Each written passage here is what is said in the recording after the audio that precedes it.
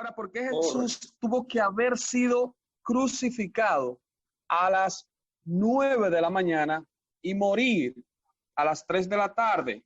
Porque él estaba cumpliendo un ritual que se hacía en el Antiguo Testamento. Este ritual era conocido como el ritual de la Pascua. O sea, la fiesta de Pascua era sombra de lo que había de venir. Por ejemplo, ¿cómo sombra de lo que había de venir? Perfecto. El cordero tenía que ser puesto en observación el día 10 de Nisan. Nisan, conforme al contexto hebreo, es el primer mes del calendario religioso. Primer mes del calendario religioso. Para los hebreos existen 4 años nuevos. Dentro de los 4 años nuevos está el primer año, que es el año religioso, el cual se empieza a celebrar entre marzo, abril, en otras palabras, Nisan, o lo que se conoce como Abí, que significa primavera. Ahora bien, cuando nosotros analizamos este contexto, la Biblia dice que Dios le dice al pueblo de Israel, este es el primero de los meses. Perfecto. En otras palabras, este es el primero de los meses conforme al calendario religioso. Ahora bien, el día 10 era puesto o era tomado el cordero para ser inspeccionado por 4 días. Estos 4 días, entonces, ¿qué hacían ellos? Tomaban el cordero y lo ponían en una de las patas de la cama. ¿Y para qué? Para encariñarse con el cordero, para cuando se fuese a sacrificar, se denotara que era un sacrificio que le dolía a cada uno de los personajes o a cada uno de los dueños del cordero en el alma. Lo mismo que sucedió cuando Yeshua está muriendo en la cruz del Calvario. Dios está sintiendo un dolor inmenso en lo más profundo de su ser porque está entregando a su hijo. Al ellos estar familiarizado con los corderos y estar encariñado con los corderos, porque Dios le dijo a Moisés, lo inmolará por 4 días. Toda la congregación, lo va a cuidar, va a analizar que no tenga ningún defecto. ¿Por qué? Porque el sacrificio tiene que ser un sacrificio tamín. También significa íntegro, también significa completo, también significa perfecto. En otras palabras, el sacrificio tiene que ser sin manchas, tiene que ser totalmente completo.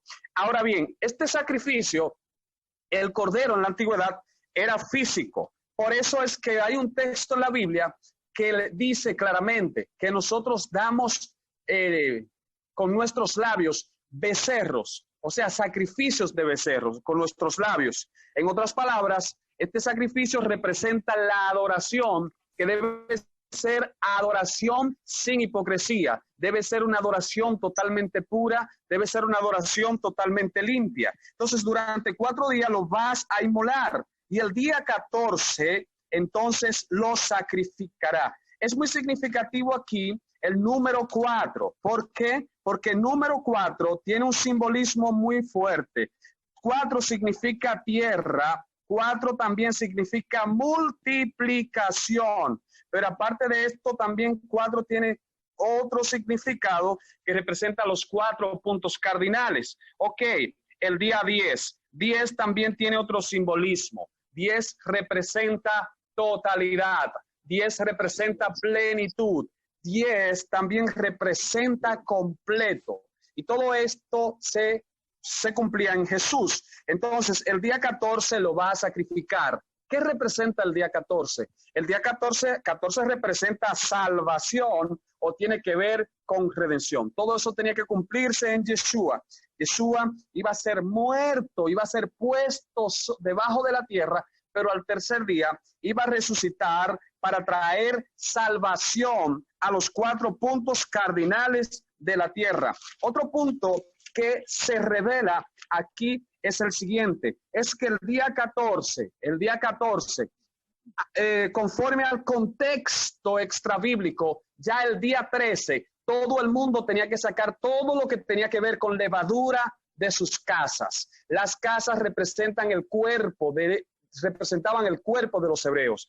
Y la levadura representa la hipocresía, representa el odio, representa la envidia, representa el celo, representa el rencor. Todo esto representa la levadura. En otras palabras, esto tenían que sacarlo. ¿Por qué? Porque ahora el pueblo de Israel iba a entrar en una nueva dimensión en Mashiach, porque el Cordero representaba a Mashiach, y la dimensión que se iba a alcanzar en Cristo era una dimensión donde solamente podían alcanzar esa dimensión aquellas personas que habían alcanzado cierto nivel de pureza, sacando todo lo que tenía que ver con levadura. Hay puntos que nosotros debemos saber y que están muy relacionados aquí con un evento que muchos de los judíos que hoy son mesiánicos, lamentablemente, han dejado esto o han pasado esto por alto, porque no todos pudieron celebrar Pesaj o Pascua allá en Egipto. ¿Por qué no todos pudieron celebrar Pesaj o Pascua? Porque muchos de ellos estaban contaminados con el cuerpo de José, con el cuerpo de José, en otras palabras, con los huesos que venía cargando de Egipto. Estaban contaminados y estas personas no pudieron comer el cordero de Pascua. ¿Por qué no pudieron comer el cordero de Pascua? Porque no se pudieron santificar. Al igual cuando se celebra la cena del Señor en la congregación, cuando la persona realmente está impura, no puede comer la cena del Señor porque, según el apóstol Pablo, eso le acarrea juicio. Ahora bien, para estas personas, ¿qué sucedió? Tuvieron una segunda oportunidad. Y esta segunda oportunidad representa, la primera Pascua representa la liberación perfecto, donde hay un grupo de simbolismo, y la segunda Pascua, conocida como Pesach Sheni o segunda Pascua, representa la segunda oportunidad de las personas que no pudieron ser libertados en la primera Pascua. Y esto tiene un simbolismo profundo. ¿Por qué? Porque esto me da a entender que las personas que no pudieron ser, y quiero que me escuchen y me presten mucha atención aquí, las personas que no tuvieron la oportunidad de ser redimidos en la primera o en el arrebatamiento, si toman la Pascua o toman a Jesús en el día o en la gran tribulación, esas personas pueden tener una oportunidad de salvación. Esto es una revelación de que lo que nosotros hemos creído es ciertísimo. En otras palabras, el arrebatamiento es algo eminente, y aquí hay una pista tremenda acerca del arrebatamiento que lamentablemente los judíos han ignorado y han pasado por alto. ¿Por qué? Porque ellos dicen que el arrebatamiento pretribulacionista, eso es algo que huele mucho a cristianos. Y esto es muy importante que nosotros entendamos.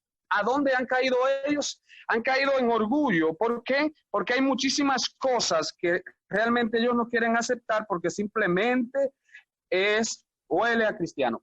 Ahora, ¿dónde está la verdadera grandeza? La verdadera grandeza está en que si hay algo, aunque huela a cristiano, o huela a judío, o huela a testigo de Jehová, o huela a catolicismo, si eso que huela, aunque huela lo que huela, si es bíblico y es verdad, nosotros tenemos que aceptarlo. ¿Por qué? Porque es bíblico. Entonces, ahí está la verdadera grandeza.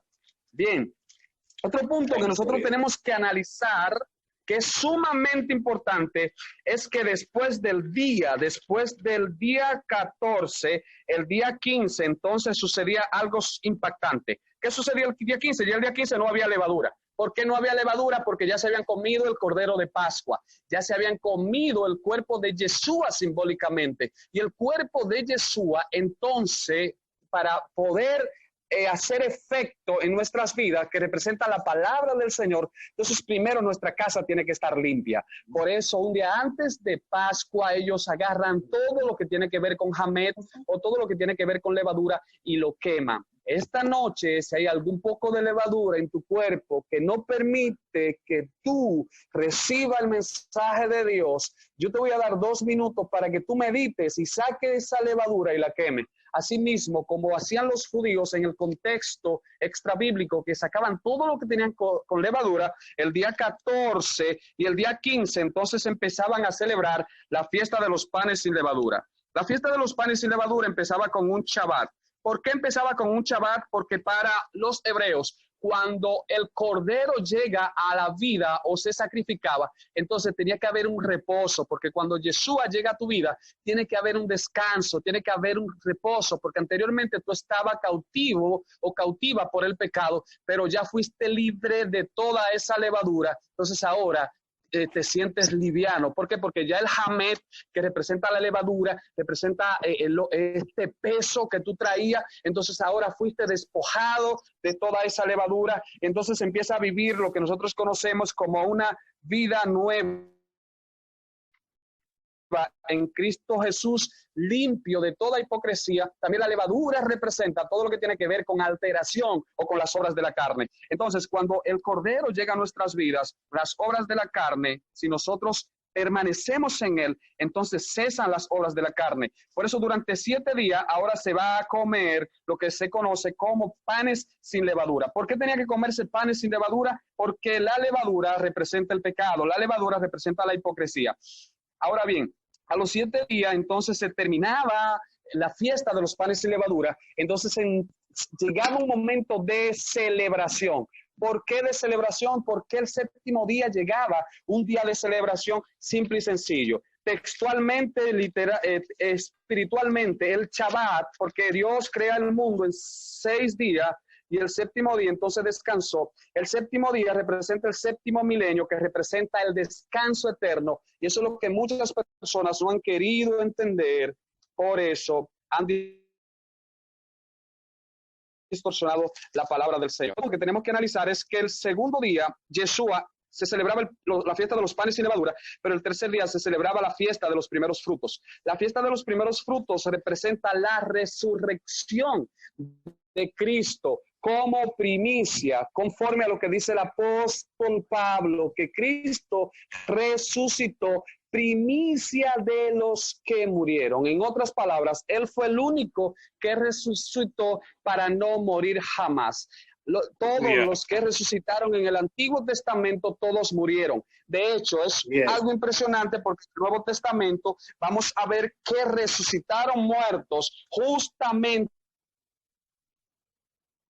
al momento de Jesús. Entonces dice que la tierra se abrió, hubo oscuridad en los cielos, y conforme al contexto histórico, según los expertos, esto que pasó aquí fue un eclipse solar. En otras palabras, la luna estaba llena y tapó al sol en este momento, y conforme al contexto hebreo, cuando habla de sol, de eclipse solar, entonces es juicio para las naciones, dando a entender que a las naciones no aceptar a Yeshua, entonces iban a ser enjuiciadas por no aceptar el sacrificio de Cristo. Ahora bien, los hebreos afirman o explican que cuando hay un eclipse lunar, entonces el juicio es para Israel. Ahora, ¿cómo nosotros podríamos explicar esto? Fácil y sencillo. Número 1, el sol, conforme al contexto espiritual, representa a Yeshua o representa a Cristo. La luna representa a Israel. Por eso es que el sol tiene luz propia. En otras palabras, Yeshua